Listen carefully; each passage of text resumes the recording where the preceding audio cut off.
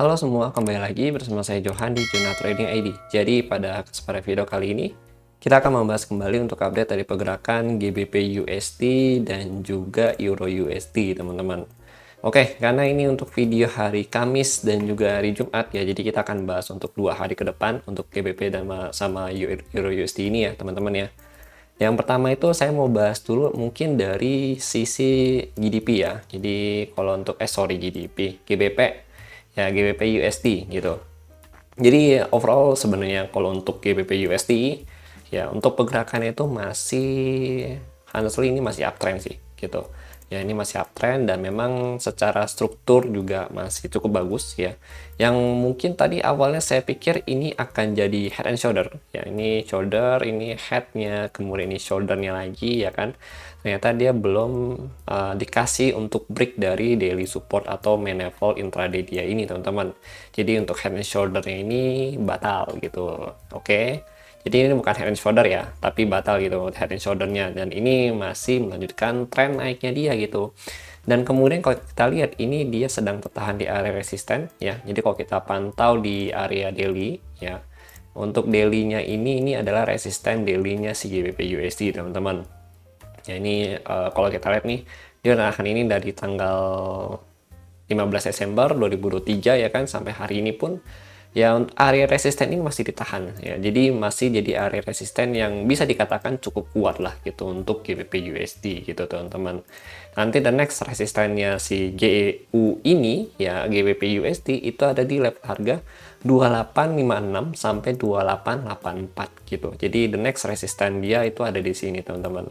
Nah, cuma kan kalau kita lihat memang potensi dari GBP USD ini adalah potensi lebih cenderung untuk breakout dari resisten ini gitu.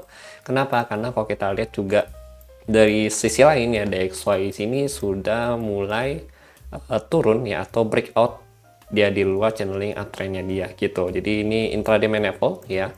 Tapi intraday main level saat ini posisinya si DXY ini berada di luar channeling uptrend gitu. Kalau ini kan dia masih berada di dalam nih ya, gitu loh. Tapi kalau ini posisinya agak riskan gitu. Ditambah lagi untuk minggu ini ya, lebih tepatnya ada NFP gitu, teman-teman. Jadi kalau kita lihat juga beberapa kali ya, mulai dari hari Selasa, Rabu ya, dari George Job Opening, kemudian dari ADP itu tidak menunjukkan adanya report tenaga kerja yang membaik gitu. Bahkan kalau kita lihat malah kebalikannya, yaitu minus gitu ya, teman-teman ya.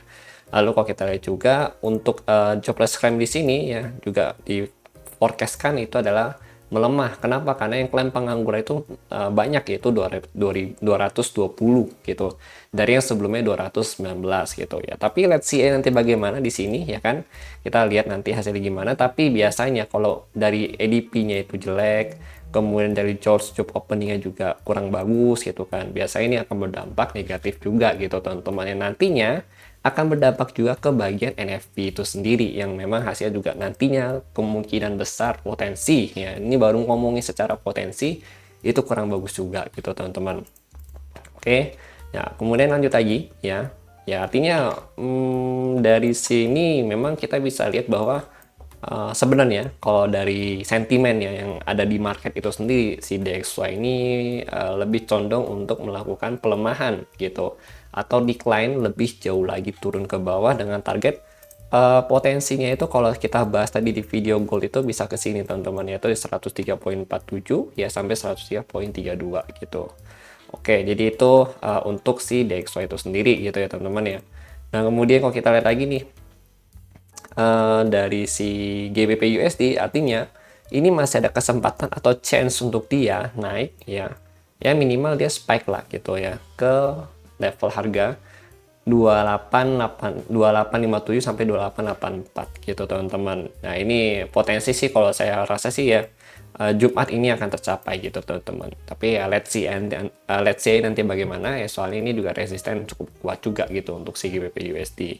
Intinya sih sebenarnya kalau dari saya personal ya, selama di bawah resisten ini saya masih lebih prefer untuk sell ya secara technical analysis ya, dengan target di yang terdekat itu mungkin kita bisa ngambil kalau untuk long term ya, itu di 27 berapa ini, tumpuk-tumpuk dia 2747 ya, 2747 sampai 2732. Dengan target terendah itu kita di area support daily sini itu di 2691 sampai 2671 gitu teman-teman. Tapi kalau di atas resisten ini ya prefer buy dengan target di 2857 sampai 2884. Nanti dari sini baru kita cari selling point lagi gitu dengan target di bawahnya, semoga jackpot sampai sini gitu ya. Tapi itu kan khayalan kita sebagai trader, maunya jackpot gitu kan ya. Realistis aja lah kita sebagai trader ya kan, dikasih sampai resistensi ini pun ya oke gitu, nggak masalah, yang penting profit gitu teman-teman ya.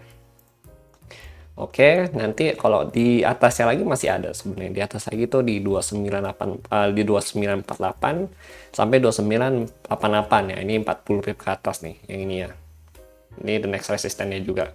Dengan resisten tertinggi itu di 3099, 31, 37 gitu teman-teman di sini.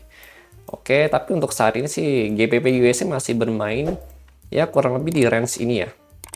Di range kurang lebih di 28 ya, tertingginya 28 sampai terendah itu di 25-an gitu teman-teman. Oke, itu untuk GBP USD. Nah, sekarang ini untuk Euro USD. Jadi kalau Euro USD ini sendiri kalau kita pantau ya, kalau kita pantau sih memang belum ada banyak pergerakan juga. Ya karena memang overall sih dari kemarin dia masih sideways range ya. Di sini udah saya tandain juga ya kan. Ini sideways range, kemudian ini berada di current resistannya dia. Ya ini resisten untuk si Euro USD di sini. Oke, jadi overall sih sebenarnya kalau untuk Euro ya selama dia bertahan di sini di bawah resisten ya dia masih potensi untuk masuk ke current support lagi. Sama halnya seperti si DXY ini sendiri gitu. Selama dia bertahan di intraday main level sebagai area supportnya dia, nanti ada potensi untuk lanjut lagi masuk ke sini ya di 104.34, 104.41 ya, atau bahkan bisa ke 104.49 lagi gitu teman-teman. Oke, itu untuk Euro USD. Jadi di atas 2920 ya, 921 baru kita cari buy zone dengan target di 9699 sampai 1003 gitu teman-teman. Nanti di sini kita baru cari selling point lagi gitu. Oke. Ya, jadi ini memang masih uptrend ya, masih uptrend, dan memang kalau dari sentimen ya, kalau kita bahas dari sentimen tuh masih ada potensi si euro ini naik lagi gitu. Tapi kalau secara technical analysis ya memang ini adalah resistannya dia gitu teman-teman. Dan teks secara TA itu masih bisa ngambil sell, cuma memang belum ada konfirmasi yang cukup kuat. Ya, kenapa saya bilang belum ada konfirmasi? Karena pada saat candle-nya kena resisten ini di sini ya, di daily-nya pun ya, ini daily, ini belum ada typical rejection yang bisa buat saya yakin tuh untuk masuk gitu. Ya, jadi saya belum akan masuk di Euro USD-nya sendiri. Mungkin kalau untuk intraday yes, tapi kalau untuk hold kayak misalkan 3 atau 4 hari atau untuk 1 minggu permainnya ya, itu saya belum bisa untuk main sampai sejauh itu dulu gitu teman-teman, karena ya masih awal bulan juga lah gitu ya, dan kita masih ada beberapa data penting lagi di minggu depan gitu teman-teman. Oke, jadi final move ya dari market untuk minggu ini nanti ada di NFP ya, untuk report dari tenaga kerja, nanti akan dilanjutkan dengan report inflasi gitu teman-teman. Ya, jadi mungkin itu dulu yang ingin saya sampaikan. Ya memang nggak banyak perubahan ya gitu ya teman-teman ya. Soalnya kalau falas itu kita mainnya lebih santai gitu teman-teman. Oke. Jadi mungkin sekian dari saya. Terima kasih bagi yang sudah nonton dan sampai jumpa pada video berikutnya.